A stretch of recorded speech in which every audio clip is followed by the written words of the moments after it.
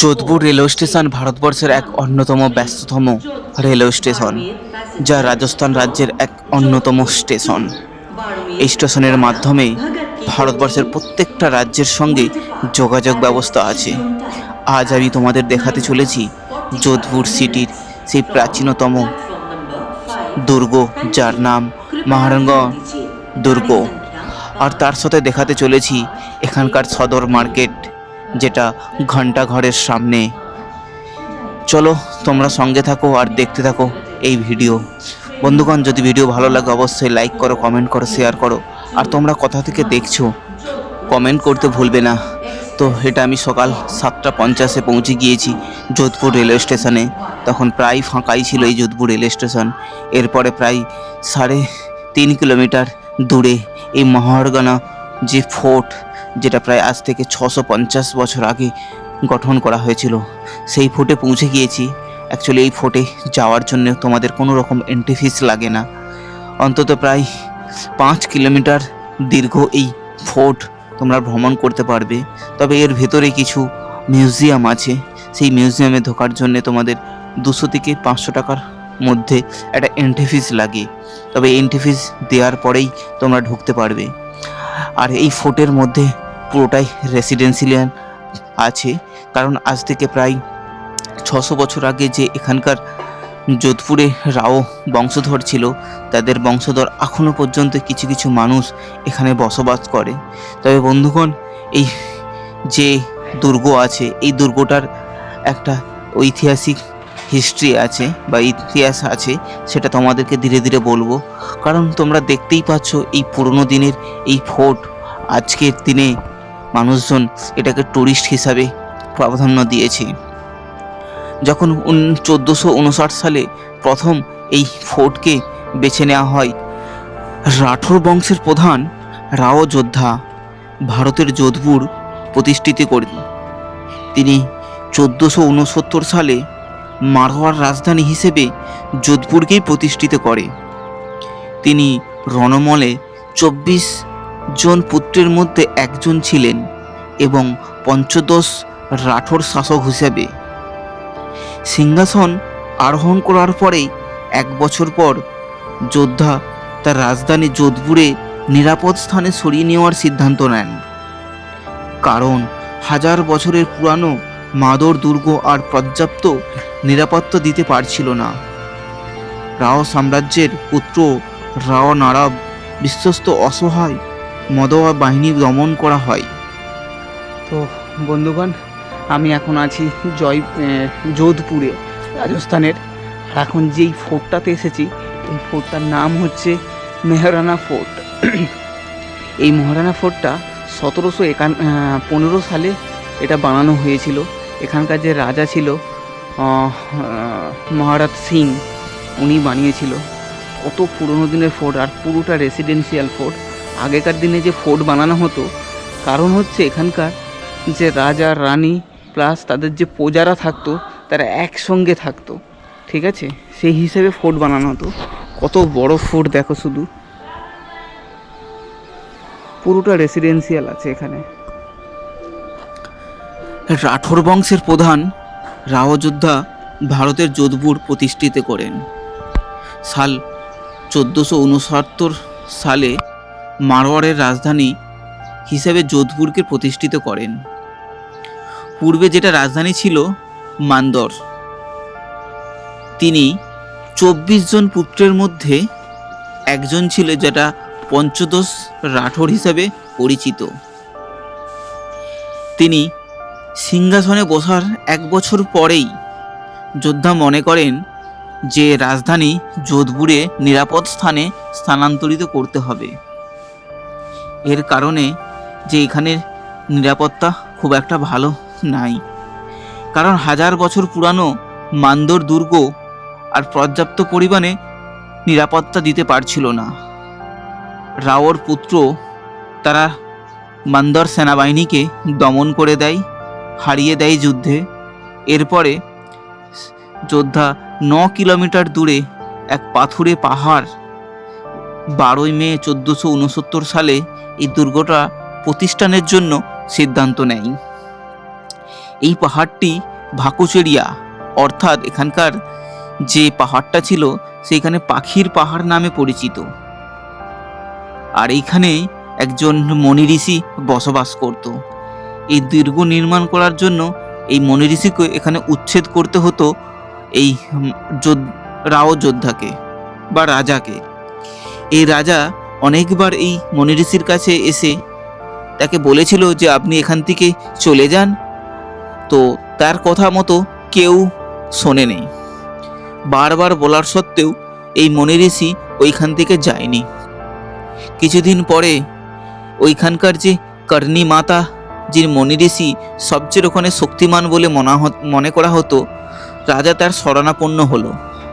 রাজা বলল, আমার রাজধানী এই দুর্গে আমি স্থানান্তরিত করতে চলেছি, কিন্তু এইখানে যে একজন মনি ঋষি আছে, সেই সময় এইখানে তিনি একজন প্রভাবশালী হিসেবে ছিলেন, কারণ এখানকার স্থানীয় মানুষরা ওই ঋষিকে খুবই মানত। আর তার ফলে ওখান থেকে তাকে উচ্ছেদ করার জন্যে অনেক চেষ্টা করলেও ব্যর্থ হয়। তারপরে ঋষি কর্ণী মাতার সাহায্য চান। রাজার অনুরোধে তিনি আসে আর চেরিনাথজিকে অবলম্বে স্থান ত্যাগ করতে বলেন।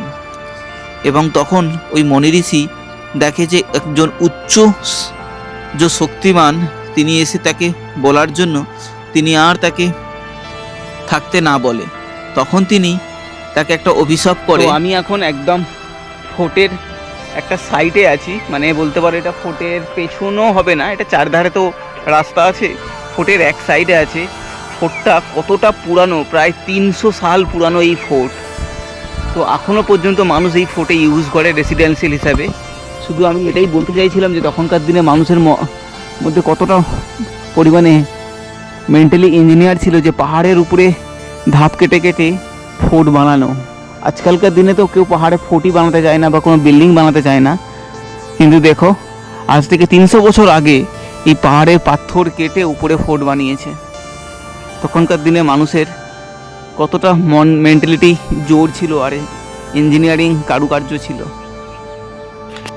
কিন্তু রাও যোদ্ধাকে একটা অভিশাপ দিয়েছিল, যোদ্ধা তোমার দুর্গের যেন চিরকাল জলের অভাব থাকে। রাও যোদ্ধা দুর্গের মধ্যে একটি বাড়ি আর একটি মন্দির প্রতিষ্ঠিত করেন এই ঋষিকে সন্তুষ্ট করার জন্য। কর্ণীমাতা মেহেরগ দুর্গকে প্রতিস্থাপন করেন সক্ষম হন, কিন্তু ভিত্তি স্থাপনের জন্যে এইখানে তোমার কিছু রীতি রেওয়াজ ছিল। আজ কেবল বিকানির আর যোধপুরের দুর্গগুলি রাঠোরদের হাতে রয়েছিল। উভয় ভিত্তি স্থাপনই করেছিল শ্রী কর্ণী মাতা। রাজস্থানের এই অন্যতম সমস্ত রাজপুতরা দুর্গগুলি নিজের দ্বন্দ্বের জন্য প্রায় বিলুপ্ত হয়ে গিয়েছে, কিন্তু আজ পর্যন্ত কেবল যোধপুর আর বিকানিরের রাঠোরদের কাছেই দুর্গগুলি রয়ে গিয়েছে। এই ঘটনাটি স্থানীয় জনগণরা একটা অলৌকিক ঘটনা বলে মনে করে, কারণ শ্রী কীর্তি মাতার কারণেই নাকি এই সমস্ত দুর্গ এখনও রয়ে গিয়েছে। এখনও পর্যন্ত কিছু কিছু জায়গায় এই যোধপুর রাজস্থান আর বিকানেরের যে শ্রী কীর্তি মাতার ওখানে পুজো করা হয়। তো রাও যোদ্ধা দুই সেনাপতি মাথানিয়া আর চাপাসিনিয়া গ্রাম দান করেছিল ওই কীর্তি মাতাকে, যাদের তিনি মেহেন্স যোধপুর আসার জন্য অনুরোধ করেছিল। তখনকার দিনে মনে করা হতো যে নতুন স্থান শুভ প্রমাণিত করার জন্য আর সুনিশ্চিত করার জন্য রাজা মেঘালয় নামে এক বর্ণের ব্যক্তিকে তিনি স্বেচ্ছায় যে সেবা দান করেছিল রাজাকে, তাকে এই ভিতের মধ্যে জীবন্ত কবর দেওয়া হবে, কারণ এই সময় একটি শুভ বলে মনে করা হতো। রাজা রাম গোয়ালকে প্রতিশ্রুতি দেওয়া হয়েছিল যে এর বিনিময়ে রাঠোর তার পরিবারকে দেখাশোনা করবে আর পরিবারেরকে জমি দেওয়া হবে। আজও বংশধররা সুসাগরের কাছে রাজবাগের বসবাস করেন। যদি দুর্গটি নির্মাণ কাজ মূলত 1459 সালে যোধপুরে প্রতিষ্ঠা রাও যোদ্ধারা শুরু করেছিলেন, বর্তমানে দুর্গটি বেশিরভাগ অংশই মহারাজা যশবন্ত সিংয়ের 1638 থেকে 78 আমলেই বানানো হয়। দুর্গটি শহরের কেন্দ্রের একটি উঁচু পাহাড়ের চূড়ায় অবস্থিত, প্রায় 5 কিলোমিটার এলাকা জুড়ে অবস্থিত। এর দেওয়ালগুলো প্রায় 36 মিটার পর্যন্ত উঁচু আর 21 মিটার পর্যন্ত চওড়া। রাজস্থানের সবচেয়ে সুন্দর ও ঐতিহাসিক কিছু প্রাসাদ রক্ষা করা হয়েছিল, বানানো হয়েছিল, কারণ ওই সময় ওখানকার যে সমস্ত শিল্পকলা আর কারুকার্যের মধ্যে খণ্ডোয়ালি সম্প্রদায়ের কিছু মানুষ ছিল, যারা তারা এই খুবই এইসব জিনিস বানানোর জন্য প্রশিক্ষণ ছিল। এই প্রাচীর ঐতিহ্যবাহী সম্পদ, পাথর ভাঙা আর জ্ঞান তাদের মধ্যেই ছিল, আর তারাই এই দুর্গটা নির্মাণ করেছিল। সত্যিকারে ভাবাই যায় না যে এই ধরনের দুর্গ এখনও আমরা দেখতে পাবো। ঐতিহাসিক জিনিস সত্যিকারে আগেকার দিনে মানুষরা কিভাবে এগুলোকে তাদের শ্রম দিয়ে বানিয়েছে। আজকালের দিন তো এগুলো বানাতেই দেখা যায় না, হয়তো সমতল ভূমিতে 25 তলা 50 তলা বিল্ডিং বানানো দেখা যায়, কিন্তু পাহাড়ের উপরে পাহাড় কেটে দুর্গ বানানো এটা কখনোই দেখতে পাওয়া যায় না। আগেকার দিনের মানুষদের শ্রম একটা আলাদা ধরনের ছিল, তাই আমরা তার প্রতিক্রিয়া আমরা দেখতে পারছি। এইখানে প্রচুর মানুষ আসে, যারা টুরিস্ট দেশ বিদেশ থেকে আসে। এখানকার জিনিস এখনও অক্ষুণ্ণভাবে তৈরি করে রেখেছে। আর এখানকার যে রাজস্থান সরকার কিছু ট্রাস্টের মাধ্যমে এইটাকে ওপেন করা হয়েছে। এই ট্রাস্টের মাধ্যমে এখানে কিছু টিকিটের বিনিময়ে এই তোমরা এই ফোর্টটি পরিদর্শন করতে পারবে। এই ফোর্ট খুবই সুন্দর, আর এই ফোর্ট ম্যাক্সিমাম জায়গাটা ওপেন থাকে, যেটা আম লোকরা যে কেউ যেতে পারে। ভেতরে কিছু মিউজিয়াম আছে, সেই মিউজিয়ামের যাওয়ার জন্যে তোমাদেরকে টিকিট ইস্যু করতে হবে, বাদবাকি খুবই সুন্দর।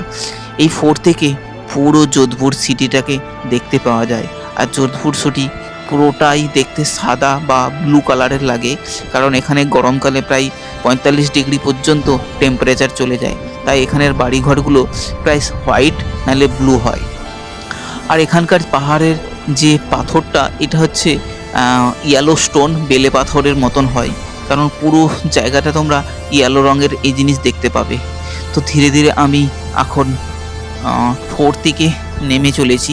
এই ধরনের রাস্তা হবে যেটা রেগুলার মানুষরা যাতায়াত করে, তবে এই পাথরগুলো এতটাই স্লিপ হয়ে গিয়েছে মানুষ চলার ক্ষেত্রে যে কোনো সময় পড়ে যাওয়ার একটা সম্ভাবনা থাকে, তাই এখানে ধীরে ধীরে তোমাকে নিচে নামতে হবে। তো চলো, এরপর আমি এখান থেকে বেরিয়ে গিয়ে আমি যাব এখানকার যে সদর মার্কেট আছে, যেটাকে ঘন্টা ঘর বলা হয়, সেইখানে যাব আর তোমাদেরকে দেখাবো কতটা সুন্দর এই সদর ঘর। আমি এখন নিচে দিকে তোমাদেরকে ভিউ পয়েন্ট দেখাচ্ছি, কতটা উঁচুতে এই দুর্গ বানানো হয়েছিল। আর তখনকার দিনে দুর্গগুলো এই উপরেই বানানো হয়ে থাকে। তো বন্ধুগণ, তোমরা দেখছো এখন আমি একদম সদর মার্কেটে চলে গিয়েছি। এটা তোমার হচ্ছে লেখা আছে সদর মার্কেট অফ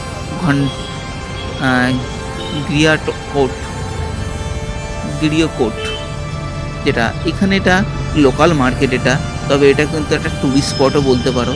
এই যে সদর মার্কেট আজ থেকে নয়, প্রায় আজ থেকে 600 বছর আগে এই সদর মার্কেট বানানো হয়েছিল, কারণ যখন এখানে রাও যোদ্ধারা তারা এই সমস্ত জায়গায় এসেছিল, তারা এই মার্কেট বানিয়েছিল। আর এই মার্কেট থেকে সোজা দেখা যায় ঘণ্টাঘর। এই ঘণ্টাঘর কেন এই ঘণ্টাঘরটা আজ থেকে প্রায় 500 সাল আগে যশবন্ত সিং এটা বানিয়েছিল, কারণ এইখানে লোকাল মানুষরা এসে তাদের জিনিসপত্র কেনাবেচা করার জন্যে। আর এই যোধপুর হয়েই প্রায় সিল্ক রুট ছিল, তার জন্যে বিজনেসের ক্ষেত্রে এটাকে বানানো হয়েছিল। এতটাই সুন্দর, এতটাই ব্যস্ত এই জায়গা, কখনো আমরা ভাবতে পারিনি এতটা একটা বাজারের মধ্যে এই ধরনের একটা ঐতিহাসিক স্থান থাকতে পারে। তো আমি ধীরে ধীরে সামনে গিয়েছি এই সদর মার্কেট, আর তোমাদেরকে দেখাচ্ছি এখানে লোকাল মানুষজন প্রচণ্ড কনজেস্টেড এলাকা বলতে পারো, আর প্রচুর মানুষজন এখানে আসে, দোকান বেচাকেনা করে, সব কিছু করে। আর এটা ছিল তোমার হচ্ছে ঘণ্টাঘর। এটা একটা ঐতিহাসিক জায়গা, এটাকে প্রোটেক্টেড এরিয়া হিসেবে গণ্য করা হয়েছে। আর তখনকার দিনে যশবন্ত সিং এই জিনিসটাকে বানিয়েছিল, যে ঘড়ি আছে এখানে, যে কি টাইম মতো এখানে মানুষজন আসবে যাবে সে হিসেবে। তো চলো ধীরে ধীরে ধীরে এগুলোকে দেখাই, আর আপনারা দেখতে থাকেন। যদি ভালো লাগে অবশ্যই আমার চ্যানেলটাকে সাবস্ক্রাইব করে পাশে থাকেন। আর আপনারা কোথা থেকে দেখছেন অবশ্যই আপনারা জানাবেন। তো এখান থেকেও তোমরা দূরে যে দেখছো ওটা হচ্ছে তোমার দুর্গটা, যেই দুর্গর কথা আমরা ওখান থেকে এসেছি। অ্যাকচুয়ালি এই দুর্গটার সামনে যে সদর মার্কেট, এটা বিখ্যাত এখানকার রাজস্থানি হ্যান্ডক্রাফট, লেদার জাতীয় জিনিস এবং টেক্সটাইল জাতীয় জিনিস যেমন বাদনির বিভিন্ন জিনিস এখানে বিক্রি করা হয়। আর এখানকার যে ফেমাস মার্কেট যোধপুরে, সমস্ত মানুষরা এই যোধপুর মার্কেটে আসেন। এটা সকাল 10টার সময় খোলে আর বিকেল 5টা পর্যন্ত এই মার্কেট ওপেন থাকে। এই মার্কেট প্রচণ্ড ক্রাউড থাকে। এখানে সমস্ত ধরনের জিনিস পাওয়া যায় আর এখানে সমস্ত জায়গা থেকে কানেক্টিভিটিও পাওয়া যায়। এখানকার লোকাল মানুষদের একটাই ডেস্টিনেশান এই সদর মার্কেট। এখানে মানুষরা যে আসে তোমরা দেখতেই পাচ্ছ কতটা পরিমাণে কনজেস্টেড এলাকা, না দেখলে বোঝা যায় না। তো বন্ধুগণ, তোমরা এখন যেই জায়গাটা দেখছো এটা হচ্ছে ঘন্টার যে ক্লক আছে, ঘন্টাঘর যেটা আছে ক্লক টাওয়ার বলে, তো তার ঠিক সামনেই এটা অবস্থিত। আর এখানে এটা পুরো লোকাল মার্কেট দেখতে পাবে। মনে হচ্ছে যেমন কোনো দিল্লির এটা চোর মার্কেট বা হচ্ছে চাঁদনি চক মার্কেট। না দোস্ত, এই মার্কেটটা হচ্ছে যোধপুরের এই মার্কেট। দেখো না কতটা কনজেস্টেড এলাকা, আর এখানে সব মানুষ যাতায়াত করে। এই রাস্তা, এটা একটা মেন রোড বলতে পারো। এই রোডের উপর দিয়ে অটো ট্যাক্সি